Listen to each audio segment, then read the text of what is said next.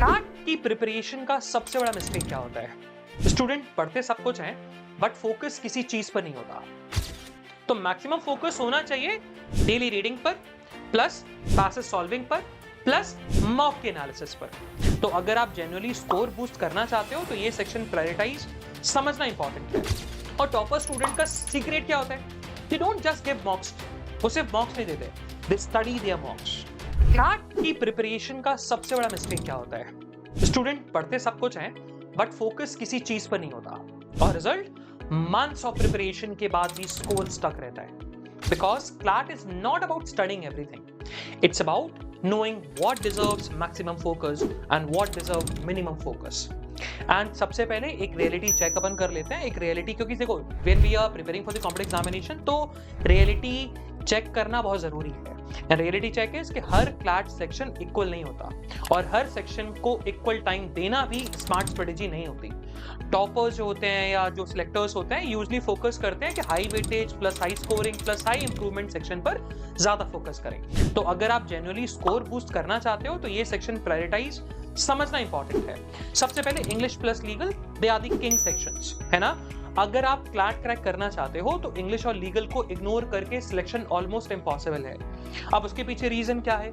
Because combinedly ये sections paper का huge portion cover करते हैं और शॉकिंग पार्ट ये है कि मोस्ट स्टूडेंट्स इन दोनों सेक्शन को सिर्फ रीडिंग समझकर प्रिपेयर कर लेते हैं। और रियलिटी ये है कि क्लैट की English is not a grammar heavy school English, right. तो ग्रामर हेवी नहीं होती है ना। क्या है क्लैट की English? It is all about comprehension, it's all about interpretation, it's all about vocabulary through the context, it's all about reading speed and it's all about tone की understanding।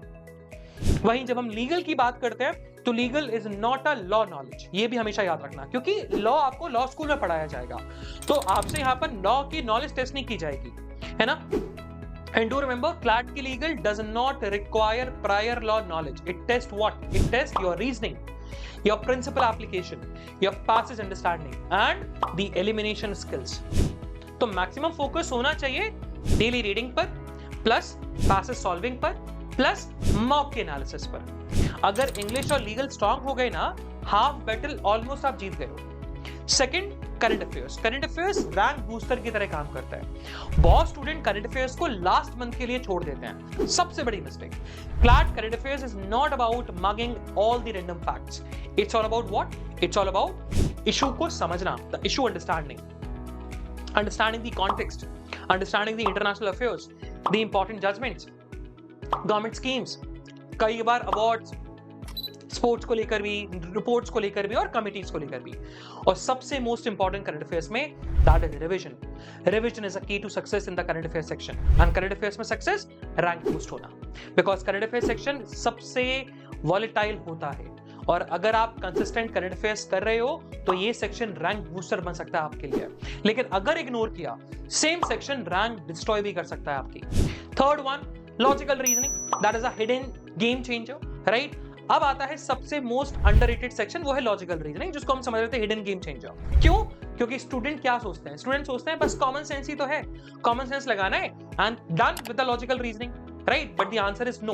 CLAT logical is actually about what? It's actually about argument का analysis, it's about assumption, it's about conclusion, it's about strengthening, weakening and critical reasoning. और ये section directly आपकी reading ability और patience से connected होता है। तो जिन स्टूडेंट्स को लॉजिकल स्ट्रांग होता है ना, उनके overall mark score usually stable रहते हैं, हमेशा आपने ऑब्जर्व किया होगा।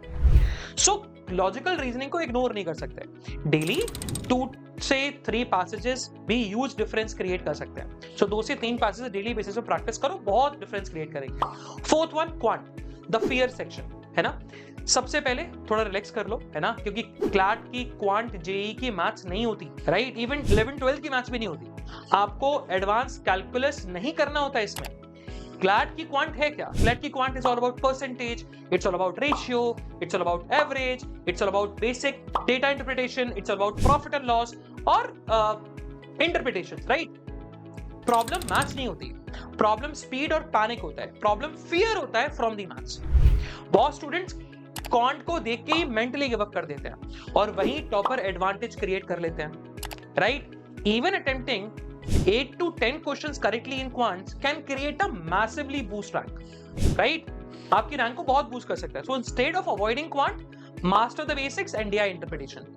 और फाइनल प्रायोरिटी स्ट्रेटेजी, अगर आप कंफ्यूज हो रहे हो कि डेली प्रिपरेशन कैसे डिवाइड करनी है, तो remember this: maximum focus should be on English, legal and current affairs, supportive focus on logical reasoning and maintenance focus on what quants, right? तो ये कुछ चीजें ना दिमाग में फिट इन करके रखना. और सबसे मोस्ट इंपॉर्टेंट थिंग, राइट, जो सब लोग बहुत लोग स्किप कर देते हैं और सबसे मोस्ट इंपॉर्टेंट होती है, वो होते हैं मॉक्स. Because CLAT preparation without mocks is like a cricket match without practice. Simple, है ना? क्रिकेट मैच खेल रहे विदाउट अ प्रैक्टिस. तो मॉक्स की बातें, मॉक्स क्या बताते हैं आपको? मॉक्स बताते हैं आपकी वीक एरियाज, आपका स्पीड का इशू, आपकी जो स्ली मिस्टेक्स हो रही है और कैसे प्रेशर को हैंडल करना है. और टॉपर स्टूडेंट का सीक्रेट क्या होता है? They don't just give mocks. वो सिर्फ मॉक्स नहीं देते, they study their mocks. And how they study their mocks?